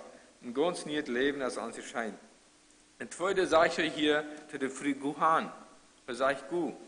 Eine steht dort gesteinigt, durchgemerkt wird, gibt Jesus all die Chancen, sagt Guhan, du kannst nie ein Leben haben, nie einen Umfang, ob du nie ein Weich Guhan, sag ich Teil. Und gibt all noch ein Router und sagt Schluss, aber Sündige hinfort nicht mehr. Die Vergebung durch Jesus Christus verführt nur ein Leben mit Gnut. Da meine ich, dass wir Frieden haben zum Sünden. Das viele Menschen vielleicht denken, ja, Jesus, der verjagt sowieso. Galater 5,13 sagt, denn ihr, meine Brüder, seid zur Freiheit berufen. Wir sind dazu berufen, im Frieden zu sein. Bloß wir sollen die Freiheit nicht zu einem Vorwand für das Fleisch merken, sondern durch die Liebe dienet einander. Also wir sollen diese Freiheit, wird Jesus uns gegeben hat, nicht nur dafür umwandeln, dass wir uns Fleisch alle Freiheiten geben, sondern an Heiligung Jesus nur folgen. Aber wird ja wie in jedem Leben ohne Sinn vielen als früher. Uns teils bei den 11. Vers redet nicht davon, über einen betenden Hinweis, ich habe uns dann dahinter der 12. Vers, da sagt es das, ich bin das Licht der Welt, das sagt Jesus. Wer mir nachfolgt, der wird nicht in der Finsternis wandeln, sondern er wird das Licht des Lebens haben. Er sagt, wer am Nufallen der wird nicht eine Finsternis wandeln, der wird nicht eine Sünd wandeln. Titus 2, Vers 11 sagt, denn die heilsame Gnade Gottes ist erschienen allen Menschen und nimmt uns in Zucht, damit wir absagen den ungöttlichen Wesen und den weltlichen Begierden. Das sagt einfach, dass die Gnut Gottes, die Gnut wird uns alles verjagt, die nimmt uns in Zucht. Die lädt uns halten, Jesus nur zu verlieren in Heiligung. Dort ist Gnut, sie verjagt uns, aber sie verändert uns auch, dass wir nicht so blieben, als was wir sind. Dort meine ich, dort in Christen ein sinnloses Leben führen, ganz ohne Sinn, aber dort meint, dass er nicht an Sinn leben soll. Das kann sein, dass er die Schwachheit mal an Sinn fallen wird, aber du wirst nicht den Sinn Gott heute nicht, oder daran leben wollen. Für die Ehebrecherin meint es so viel, sie macht ihre ehebrecherische Werke abhielen. Für den Teufel meint es, er macht abhielen zu stehlen. Für den Lehner meint es, er macht der Lehner ist sein Mühl verboten. Für den, wo der gewollt in eurem Deuten meint es, dass er seine Kraft nie für den Trick Gottes für positive Sachen einsetzen wird. Für den vielen meint er, dass er nie weiter schaffen soll. Jesus sagte, Sündige hinfort nicht mehr. Dort ist dort nee, wo wir als Christen immer weiter an das Leben sein sollen, zu den Begierden, wo die Versuchungen uns bringen. Wenn Jesus barmherzig gegenüber sind die Menschen, wir, meinen viele Menschen vielleicht, naja, die sind das nicht so schlimm, aber was sie gut nach wieder und denken, dass man das kaum Jesus, dass Jesus gekommen ist, als die Saat ganz in Kraft gesagt, die Saat ist einfach fort, weil wir sollen, Jesus hafte sind, Tömmel Gott gehalten. Jesus hafte gesagt, so Tömmel anjährlich gemerkt. Sondern er hat selbst gesagt, wurde ich schon erwähnt, Matthäus 4, Vers 17, ihr soll nicht meinen, dass ihr gekommen seid, dass ihr sagt, dass die Propheten aufzulösen, als sie gekommen, nicht aufzulösen, sondern zu erfüllen, sagte ich. Und Jesus ist wunderbar. Wir sollen der verharmloste Sünde nicht, er ist Grundwahrheit, aber er ist auch unglaublich so gnädig. Er verjagt uns die Sünden, er hat uns die Vergebung mehrlich gemerkt, dass wir können auch anders leben. Die vor ist, dass wir Menschen vielleicht mal zu so eine Wahrheit bühen und dort dann die Gnut zu ihren Schatzen oder andere Weich. Aber wenn wir beide Sachen angelegt werden, hören und einfach diese Gnut und Wahrheit vorstellen, was Jesus uns geben wird. Wir haben uns mit zu sprechen, dass wir würden voll Wahrheit und voll Gnut sein. Und wir diese Begebenheit nach Lieren können, Erst, dort wird die Schrift an St. Mirresteden ermahnt, Römer 12, Vers 1 zum Beispiel. Darum, o Mensch, kannst du dich nicht entschuldigen, wer du auch bist, der du richtest. Denn worin du den anderen richtest, verdammst du dich selbst, weil du eben dasselbe tust, was du richtest. Hier bringt die Schrift dort am Punkt, wo Jesus zu diesen Pharisäern sagt, dass auch sie schuldig werden. Sie dürfen die Frieden nicht rechten, wenn kriegt man durch die Recht, wird Jesus rechnen. Auch sie haben gesündigt, auch wir haben von der gesündigt. Und diese Wahrheit, diese Bibel steht, verbeugt uns einfach, andere Menschen zu verdammen. Und in der Bergpredigt sagt Jesus, Matthäus 7, richtet nicht, damit ihr nicht gerichtet werdet, denn nach welchem Recht ihr richtet, werdet ihr gerichtet werden, und mit welchem Maß ihr messt, wird euch zugemessen werden. Was siehst du den Splitter in deines Bruders Auge und nimmst nicht wahr den Balken in deinem Auge? In Jakobus Feuer, Vers 12 sage ich auch, einer ist der Gesetzgeber und Richter, der selig machen und verdammen kann. Wer aber bist du, dass du den Nächsten verurteilst? Und ich wünsche einfach, dass wir das verstehen, dass wir horten gehen, dass wir nicht wurden rechten, so als die Pharisäer da deuten, dass wir verstehen, dass das nicht an unserer Macht ist, ein anderer Mensch zu sein, er ist verdammt. Du meinst nicht so viel, dass wir sagen, du sind, du wirst Tag looten, Scheinreden oder Gott halten, und darauf verzichten, dort das Sünde betätigen, was Jesus betätigt, sondern dass wir einfach Gottes Gesetz verkündigen würden, damit die Menschen mit ihrer Verlorenheit, wo die Herren rüberkommen, dass die Herren, und einfach, wir sollen, dass das nicht in unserer Vollmacht steht, in unseren zu rechten. Wir wünschen, dass wir uns prüfen würden, das Galater 6, Vers 4 sagt, ein jeglicher aber prüfe sein eigenes Werk, und dann wird er für sich selbst Ruhm haben und nicht für einen anderen. Weil wir uns prüfen, wo stehen wir? Wo stehen wir an Bezug an unsere Beziehung mit Jesus? Psalm 1 sagt, dass wir sollen an sein Wort forschen Tag und Nacht. Dürfen wir dort? Lesen wir jeden Tag an Gott sein Wort? Wo stehen wir unsere Menschen gegenüber? Reden wir schlecht über unsere Menschen? Galater 4 sagt, wir sollen unseren Nächsten löwen, Christus uns selbst. 1. Johannes 3,15 sagt, dass den Bruder hassen det und er ist auch ein Mörder. Matthäus 5,28 sagt, wer eine früh unset ihr dazu begehren, der hat auch Ehe gebrochen an Horten. Und so sollen wir viele Bibel stehen, wo wir uns prüfen können, wo wir können sollen, wo du eigentlich von der? Sieht Christus der Früh, sieht an der Situation von der Früh, oder stellt mir so ab, als wenn ich ein Pharisäer sie und wird ab der Früh wiesen det und beschuldigen und reichen det. Kolosser 3,5 tötet nun eure Glieder, die auf Erden sind, Unzucht, Unreinigkeit, Leidenschaft, böse Lust, die Habsucht, welche Götzendienst ist. Weil wir uns durch Gottes Kraft heiligen Luten lauter sein, ein Licht sein für die Welt, und weil wir nicht Jesus kommen. Hört auch uns von der kommet her zu mir alle, die ihr mühselig und beladen seid, ich will euch erquicken. Und weil wir Jesus sie nun anrühmen, heute wird uns raten, er ist hier, um uns zu raten, er ist nicht gekommen, um zu rechten, sondern um zu raten, sagt uns Lukas 19, Tieren.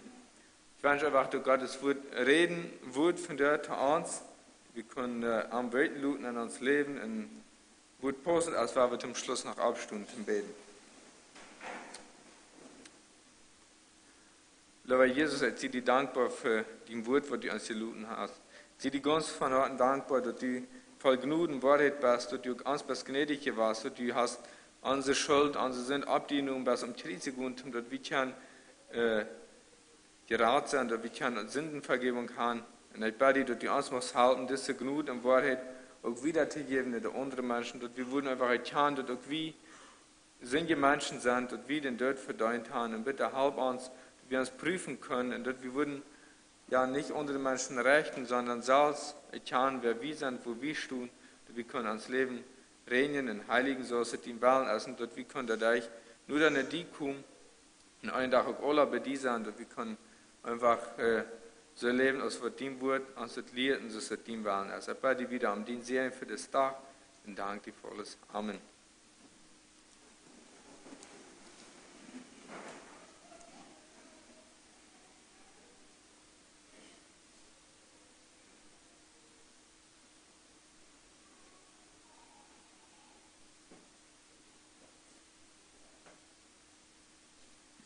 Nummer 102 für dich.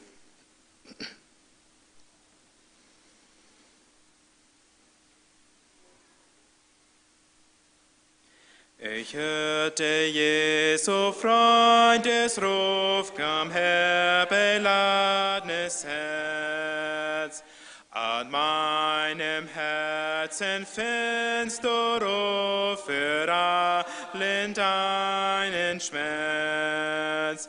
Ich kam zu ihm, so wie ich war, beladen, krank und matt.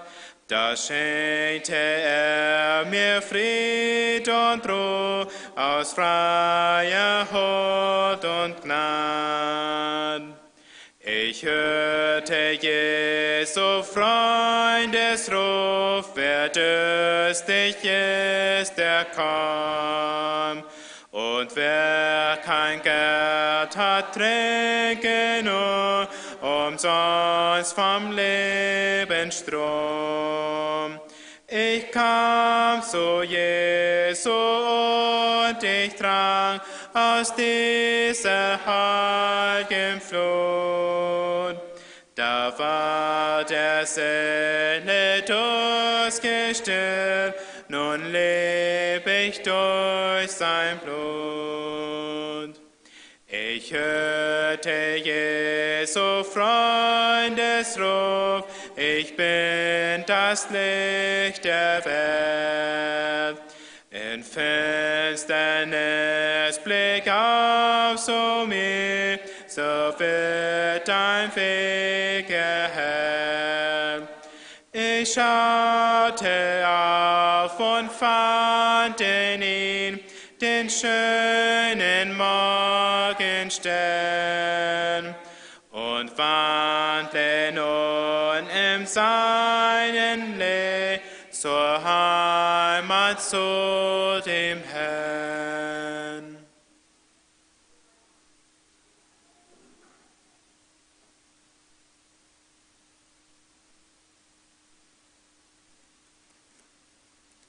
Ja, dan hebben we hier über die Genade, mag ik die Genade aannemen, waar ik het zo leven als de woord aan zijn. So, ik mag dort hinten sehen mit dir, wie in vielen unserer Saas fingen und so doch Hopp nahe.